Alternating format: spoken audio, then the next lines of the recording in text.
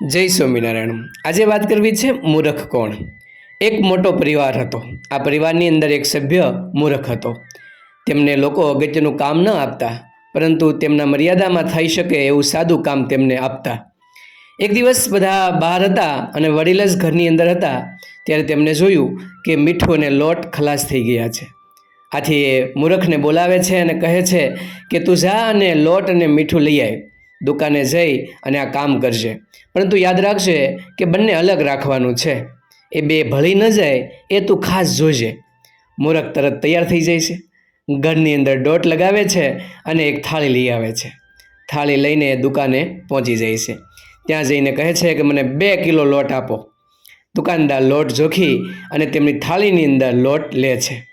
આથી એ કહે છે કે હવે મને મીઠું આપો। આથી દુકાનદાર મીઠું જોખવા માટે લાગી જાય છે। જેવો દુકાનદાર મીઠું આપવા ફરે છે ત્યારે યાદ આવે છે કે આપણે તો બેને અલગ રાખવાનું છે। આથી એ થાળીને ફેરવી નાખે છે, એટલે બધો જ લોટ ત્યાં ને ત્યાં જમીન ઉપર ઢોળાઈ જાય છે અને કીધું કે મીઠું અહીં મૂકી દો। મીઠું ઉપર મૂકી અને એક મૂર્ખ પોતાના ઘર તરફ ચાલી નીકળે છે। ઘરે આવીને કહે છે કે લ્યો આ મીઠું। ઘરના વડીલે પૂછ્યું કે ભાઈ લોટ ક્યાં?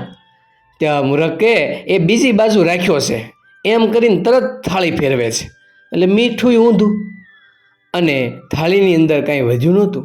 બંને વસ્તુ નીચે પડી ગઈ હતી। આથી વડીલને થયું કે આને કામ જ આપણે ખોટું આપી દીધું છે।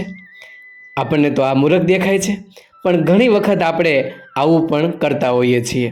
એક સારું કામ કરવા જતાં બીજા સારા કામને આપણે ખરાબ કરી દઈએ છીએ।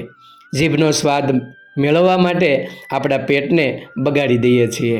આમ સારા કામ કરવા માટે બીજા સારા કામને બગાડવું એ આપણી પણ મૂર્ખામી દેખાઈ આવતી હોય છે।